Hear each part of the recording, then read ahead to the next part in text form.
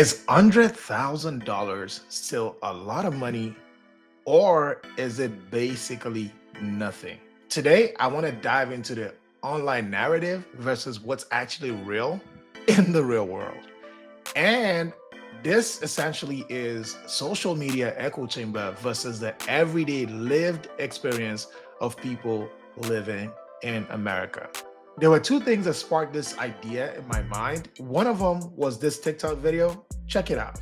100K a year is definitely not enough money, especially if you're a woman. And here's why. The most dangerous aspect of normal is normal makes you think everything is fine until it's not. And all of the unexpecteds. There's a lawsuit, somebody gets sick in your family, there's a divorce, somebody loses a job, you're wiped out. There's no abundance. There's no plan. If you want to protect yourself and your family, you have to have reserves, you have to have abundance, and that's more than But also this post on Thread.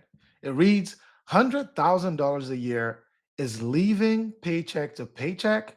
I remember growing up thinking people were rich if they made over 100,000 a year. The reason why this is wild to me is because the median income for the average American is far below $100,000. It's actually something around $62,000.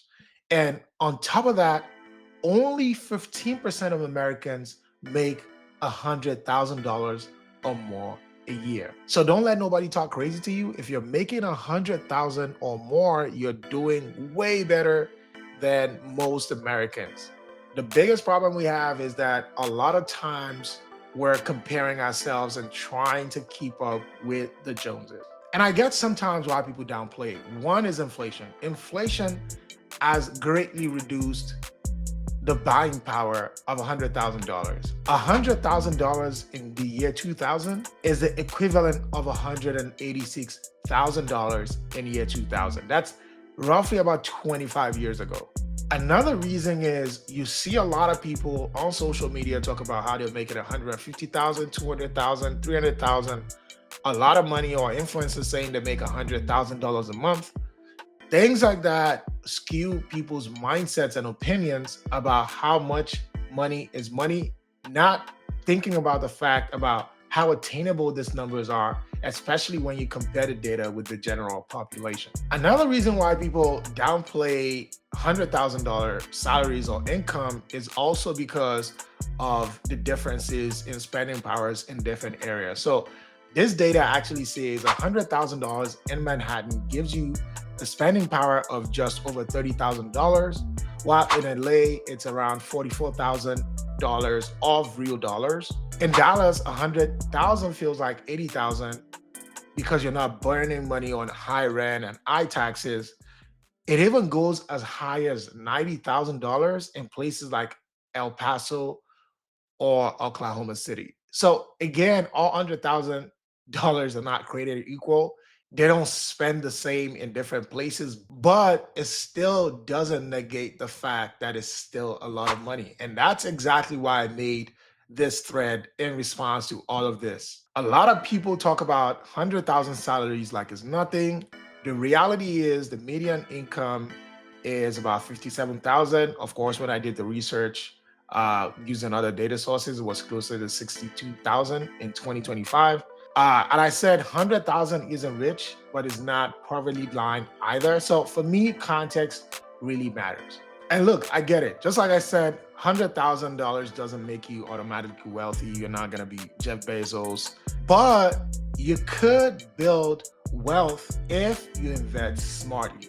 And I essentially built out a model just to show you what's possible. So if we take $1,000 and put it in increments of $500, you can see how much if you save up over a period of 20 years, what that looks like. And that's possible with $100,000 salary. So $1,000 a month at 7% interest rate will give you 508,000, which is over $500,000. 1,500 a month is 762,000. 2,000 a month is $1.02 million, which means you become a millionaire in 20 years if you can put $2,000 away. And $3,000 will give you $1.52 million, essentially $1.5 million.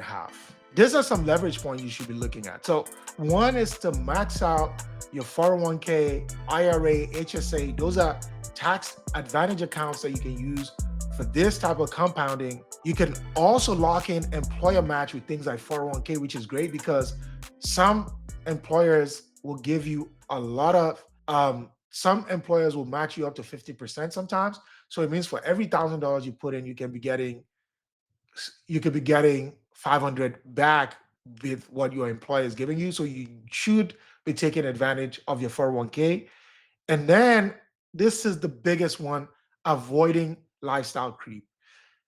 Keep Most people will typically just, buy nicer things, a nicer car, a bigger house.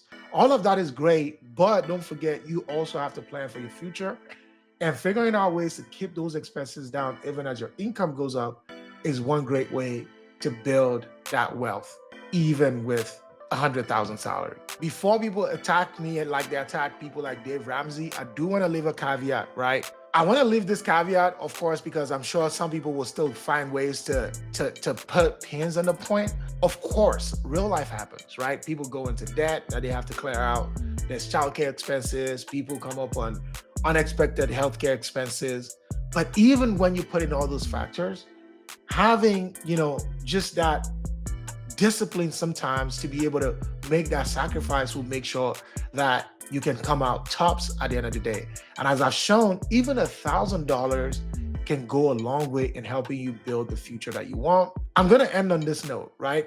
For people who think $100,000 is average, I think the key point that you forget is over 80% of Americans don't even make that. So if we're gonna ask the question, when we say average, for who is it average exactly? If you're enjoying this content, feel free to hit the subscribe button.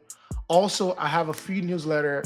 I'm gonna leave a link below that helps you and gives you the insight to break into a high-paying career in tech.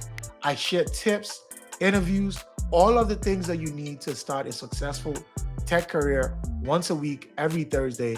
If that sounds great, check out the links in the description for where to find my newsletter.